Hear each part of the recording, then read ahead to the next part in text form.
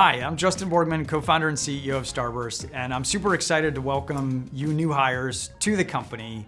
We like to call our employees All-Stars. So All-Stars, I've got a journey packed for you to talk through the history of Starburst. If we go all the way back to 2009, in fact, actually, I was in grad school at the time, getting an MBA at Yale University. During the fall of that first semester, as you can see in this photo, I thought it would be a great idea for Halloween to dress up as swine flu.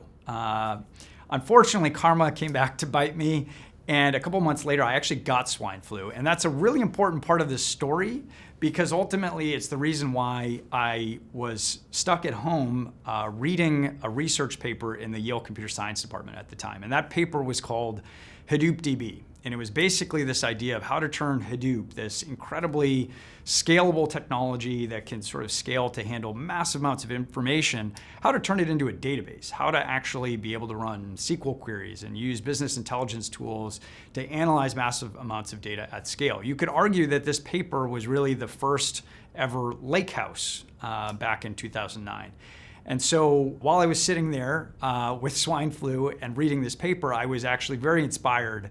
And I felt like it was a real commercial opportunity, something that we could commercialize and ultimately bring to customers around the world. So I walked over to the computer science department and I met a professor named Daniel Abadi and his PhD student named Kamil Bajda-Pawlikowski.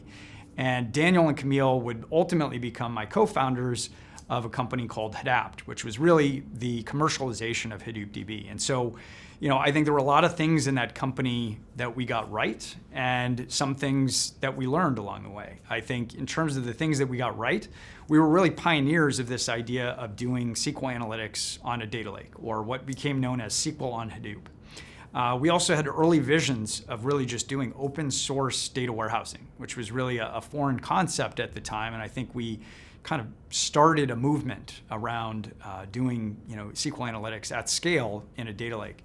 There were also a lot of lessons that we learned through that process, and many of these lessons ultimately informed the creation of Starburst many years later. In particular, the idea that execution is even more powerful than ideas, that even though we had a lot of really smart PhDs who were inventing, a new database system, the efficiency with which we could execute was actually more important to our success than the ideas themselves. We also learned the power of open source as a distribution vehicle. Open source is free software, and free is a great motivator to get software in the hands of a lot of people globally, in fact. We also learned some of the dangers of venture capital. And I'm certainly not against venture capital, but I do think that when you take it very early, it can sometimes drive unnatural behavior and force you to sort of optimize for short-term decisions that may not actually be in the best interests of the company long-term. And lastly, we learned that the market was shifting to the cloud. And we saw that unfold, particularly from 2010 through 2014 as we operated that business. In 2014, Hadapt was acquired. It was acquired by a company called Teradata, which was really the pioneer in data warehousing analytics. The first ever data warehouse was back in 1978, and it was really the first company to think about moving all of your data into one place to be able to analyze it. But one of the challenges I noticed when I got to Teradata was that not one of their customers actually had all of their data in Teradata. And part of the reason for that was the fact that people have data everywhere. And that became more and more of a challenge, in fact, rather than less. This is a chart showing the big data landscape in 2012 when I was working on that first startup. And you can see it's already a very busy, crowded world. And you might think that over time, companies get acquired, companies go out of business, and that's certainly true. You might think it would simplify, but the reality is the opposite has taken place. And so if we look at the 2018 version, you can see it's just dramatically filled with significantly more companies and technologies. And if you're a large enterprise, you probably bought most of what you see on the screen. And that has not slowed down. This is the 2021 version, again, of that same market map maintained by a VC firm. So ultimately, what that leads to is a data silo problem, where you have data literally stuck in different parts of your business, in different types of database technologies. It also creates a vendor lock-in problem because many of those systems are proprietary, and when the data is loaded into them, it's kind of stuck in a proprietary format. It's very difficult to get that data out. And so this became very obvious to me at Teradata that despite them being the pioneer of centralizing data into one place, none of their customers were actually able to do that. So it felt like a false promise, something that couldn't actually be achieved. And so as I was thinking about the future of data warehousing analytics, really what we wanted to provide was a way to provide access to all of your data so that you could understand your business holistically across all the different data sources you have. And to put that into a word, really to give customers optionality, which is to say, to give them the freedom to decide where that data lives, be it on-prem, be it in the cloud, in one cloud or another cloud, in Oracle and Teradata, in a data lake, really give them the freedom to decide. And that's where I first discovered an open source project at Facebook called Presto. And what was so unique about Presto at the time was that it was a database without storage. It was a pure query engine. But what made Presto so unique was the ability to query data anywhere. Now, Presto later became Trino, and ultimately, that is the project that we back today and that we're very involved with. My co-founders are the creators of both Presto and Trino, Martine, Dane, and David. Now, part of what makes us unique as a company is not only did we have this really interesting pioneering technology and a fast-growing open source project used by Facebook and really proven at scale, but we also had the opportunity to actually start this business without raising any capital at all. And so initially, we didn't raise any venture capital. We actually just bootstrapped the business, got it off the ground by selling to existing users of the open source technology. And as a result of running a bootstrap business, we had to be profitable because profit was survival.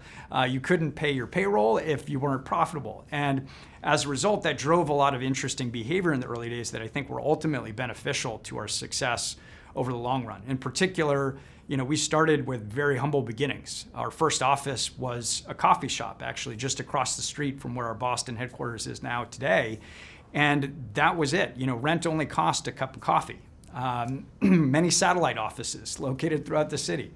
From there, once we had a little bit more revenue, we had our first office in a basement of a building, underground. There was, very little light coming in. We affectionately call this the war rooms, for anybody who's familiar with the Churchill war rooms, and ultimately changed gears really in 2019, 2 years after we had gotten started, raising our first venture capital dollars from Mike Volpe at Index. And Mike has been a tremendous asset to us as a company on our board.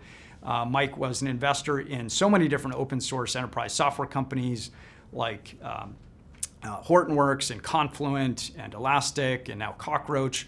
And so he's been a great mentor to us and really encouraged us to think even bigger than we were already thinking. And so that began really a transition in the company's history where we started to scale much, much faster, leveraging some of those venture capital dollars really to grow. And so even though that was our Series A was already a growth round in a lot of ways to accelerate the growth of the business. Today, of course, we've now raised over $414 million, which is a big shift from where we came. But as a result, we haven't changed too much as a company in terms of the values and things that we care about. And a lot of those principles from the early bootstrap days, we're still putting into practice even today. Now, the next step, you're joining at the right time because the next step is to go public. And we think that is a couple years out if we continue to hit our growth milestones. And we think that's going to be, a fantastic milestone for this company, but ultimately we want to build a large sustainable business. And we think that company at IPO is probably around 250 million in revenue. And so that's where we want to go. Our eyes are set on that target. We think that revenue is going to be majority Galaxy at that point. So moving in the direction of really a cloud first business. We think, that ultimately we want to maintain the net dollar retention that we've had throughout this company's history, which is consistently well above 150%, which is a fantastic metric.